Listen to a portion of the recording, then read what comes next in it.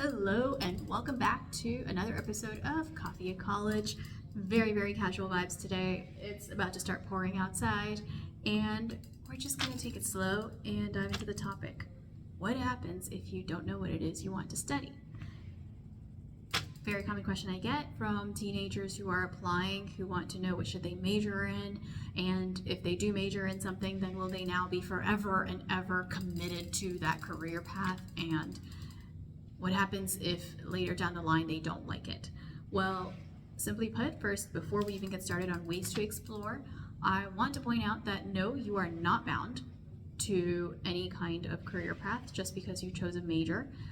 It's actually, Gallup polls, I believe, that said, I forgot when I looked this up, and feel free to post in the comments if you come across the most recent, if there's a more recent search, but I think it's about 60 to 80%, somewhere between that range, of undergrads don't actually end up using their degree for whichever field they end up going into. In fact, a lot of it ends up being dependent on the internships that you get while you're in college, the kinds of jobs, the kinds of volunteer work, whatever activities that you do, whatever communities, whatever business forms and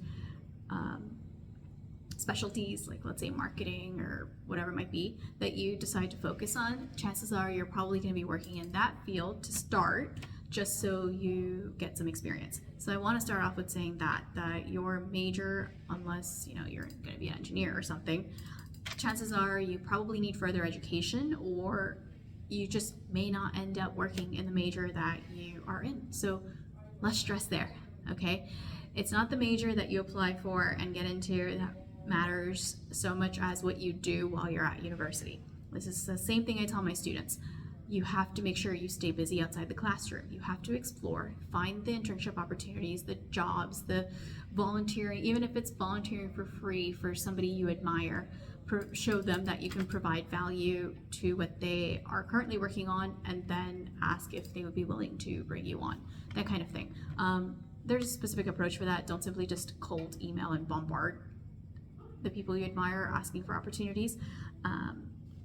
That's a separate video, but that's just the quick caveat before we dive into, okay, great, so it's clear, Priyanka, you're saying that I don't need to know the major, but you know what, I'm still going to college, so I'm still gonna have to figure out what I want to do in terms of at least the major and probably even a career at some point. I'm gonna have to go into the world. So how am I supposed to do it? What am I supposed to study? And where do I look for resources? So let's dive into it. Now, before we dive into the 3 major places to check out to help you with your career search, one note is that if you are interested in getting a newsletter that breaks down the timeline for you, that tells you what you should be working on at any given month based on whatever grade you're in, if you're interested in getting something like this, then please check out my website and sign up for my newsletter. It's probably one of the best. I take great pride in what I put together for that, because it helps families, takes you by hand, holds your hand, and just guides you step by step as to what you should be working on, and provides you with the links you should be clicking on if it's SAT registration, course searches, college essay prompts, whatever it might be. I basically lay it out for you in your inbox. All right, so please check that out. I'm gonna link to it in the description below. All right, so what do you do? Where do you look? Well, number one, the first thing is just explore the majors available at different universities. So every university gets to decide for themselves what kinds of academics they want available for this, they want to for their student body. So explore the majors at the different universities, and don't just look at the surface level. Oh, that's the title. Oh, that says anthropology. Oh, that says sociology. Oh, that says animal behavioral studies. Okay, great. Look at the classes you'd be taking for those majors, because chances are the anthropology at one university is going to be different from the anthropology at this university and the anthropology at that university. Even if the core classes are the same, let's say in your first 2 years of college, chances are they might vary in your second 2 years, okay? So make sure you're looking at the classes you'd be taking, the topics, the descriptions, the career options in terms of you can simply Google, okay, well, from this major, what kind, or ChatGPT or Gemini or whatever AI you prefer. You can look up, okay, what are my career options based on if I choose this major, that kind of thing. You can also look at the faculty and the kinds of careers that faculties from that department have had. So if, let's say, you're looking at animal behavior, but you don't want to be a vet, well, okay, look at the faculty in that major. Who's teaching those classes? Are they vets, or are there other jobs from that animal behavior branch that you can now learn from? You can learn from either their descriptions, or you can learn, if you end up going to the university, then maybe by having a conversation with that professor. So once again, start from the list of majors, see what you are interested in, what you just will not absolutely do. So for example, I will just not do accounting. In fact, I almost failed that class when I was in college. So I just will not do accounting. That's not my shtick. So figure out what it is that you are interested in. It could be 5 topics, it could be 7 topics. We're not trying to limit you in this case, just start you off, okay? That's how you initially start your search. Second way you can go about this is to look at the university's career center. So the university's career center basically has the resources vary by university, but for the most part, they should have some sort of one-on-one counseling available so that you can talk to somebody and potentially take personality quizzes, can take any kind of, some actually career centers have one-on-one career counseling so that you can also possibly get matched with an alumni member who works in a field of your interest. So the Career Center will actually facilitate that for you, and that kind of helps you, talk to somebody who works in that field, see if they like what they do, what is it that they do in the first place, what did they major in, etc., etc. Some career centers also facilitate some sort of career circles, meaning there's this group for arts and humanities students, or this group for the business students, this is the pre-legal, this is the pre-med group, and so on. So there's some, again, and resources, and maybe it's some kind of workshops that's created, or any kind of skills development, information shared may vary based on those career circles. So see if that exists. Basically, a career center is a very good tool when you're at the university, and it is included in your tuition. So you're already paying for it, and yet most students never walk into the career center. Make sure you're not one of those students. Make sure you do knock on that door and do all the tests that they have you do. See if they can connect you to alumni members, because that's also a good way to start your network.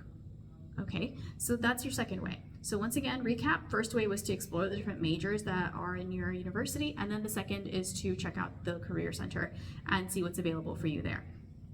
The third one is to talk to friends, family, your doctors, your maybe a family friend who's a lawyer, or whatever other careers exist. Basically, talk to the network that you do have available to you and see what kind of careers they have. Where do they start, right? And then how did it curve up and down and sideways until they got to where they are today? Because you will find that it's not just a straight shot of, I started here and then boom, this is exactly what they wanted to do, and it was smooth. There were no obstacles. It's not going to be like that. So you want to know, okay, they started here and then it was like and then they ended up here. So find out what other twists and turns they took, what kind of, not just education whenever they had their college experience, but also what kind of continued education they did. And speaking of continued education, let me give you a bonus tip on how you can figure out what it is you want to do. Check out classes on Coursera, on LinkedIn Learning, on edX, on Udemy. See what kind of certifications exist. And if you're still in high school and you want to take some of these certifications, why not? Okay, yes, for some of them you do have to have a high school degree and ultimately graduate from high school. Be 18, that's what I meant to say, is you have to be 18, but chances are you can at least take the class for exposure. There's some free classes available, and then some certifications do have a minimal, some sort of cost to it, and try them out. This is a good way to know, one, what are job market, what are they looking for, right? What are the job placements looking for? What kind of certifications and learning background? And then also at the same time, do you like studying that? Do you like having to do whatever that certification allows you to do on a day-to-day basis? Or was that just fun to learn and now you're done? Or you opened up the class and you absolutely hated it and now you know it's not for you. So try those out and let me know how it goes as you go about figuring out what it is you want to study when you get to college and even further. All right, and if you're a parent watching this, if you've had some kind of crazy journey or just any kind of journey that you want to share, please comment in the chat. You never know, you might be able to help out a few teenagers along the way, or maybe lighten the load for other parents who are worried about their teenagers and what their teenagers are going to do when they get to college and beyond. All right, that's it for this one. I will see you in the next one. And if you're still watching this and you haven't subscribed yet, please do so. The button is somewhere. I'm still learning all of this, so the button is somewhere, but please be sure to check it out.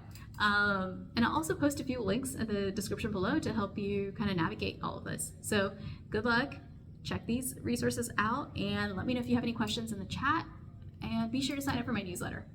I think that covers it for this one. I'll see you in the next one. Bye.